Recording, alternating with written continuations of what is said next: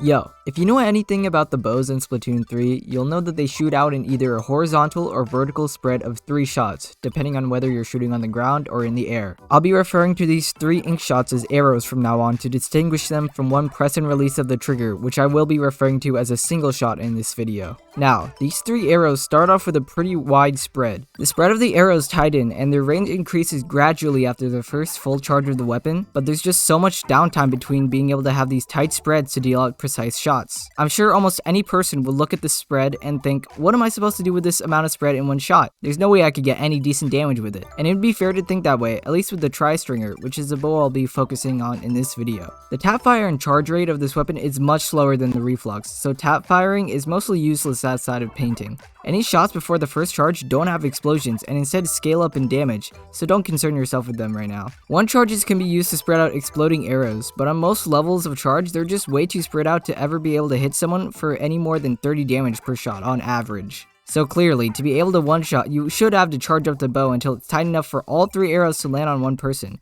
Any other level of charge is as good as chip damage and nothing more, right?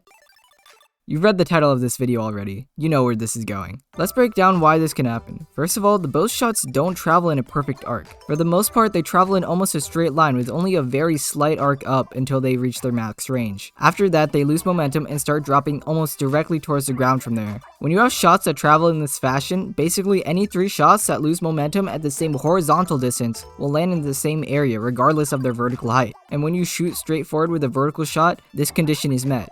All 3 of your arrows will land at one position, and if there just so happens to be a poor enemy in that position, well, big damage. But why is this so useful, you might be wondering? Well, for starters, it can net you 1 shots with only 1 charges. But don't get me wrong, doing that is not easy, nor is it consistent. I won't lie, the title of this video is a little clickbaity because I didn't want to focus on only being able to hit 1 shots with this technique. Instead, I want to talk about how this technique can offer even more consistent value than that. While it doesn't always land you direct 1 shots, it guarantees big chip damage in one spot. If you don't even hit any arrows with your shot directly, standing close to exploding arrows is enough to deal up to 84 damage to an enemy. And when you're constantly able to shoot these mini suction bombs out like you have 100 ability points of sub-saver, you can really cause some issues. Learn to aim these consistently and you can get a lot of value, especially for getting enemies off the tower in tower control. It's honestly almost broken how well this weapon can stall the tower if the arrows are placed well. Now that you know how useful it can be, how are you going to learn to do it in your games?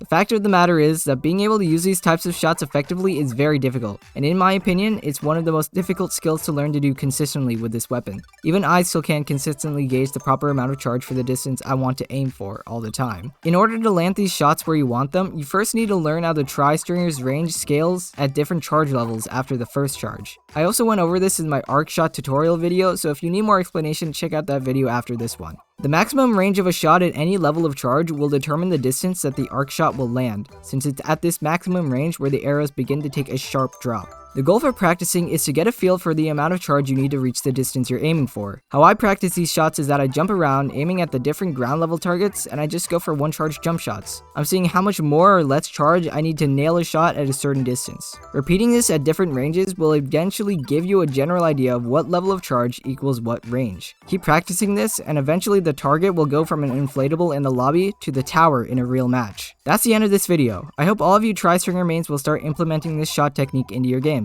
It's a very high skilled technique, but once you master it, you'll unlock a whole new power of this weapon. If you enjoyed the video, please leave a like, and if you want to see more Splatoon content from me, please consider subscribing and turning on notifications. Thank you so much for watching, and see ya.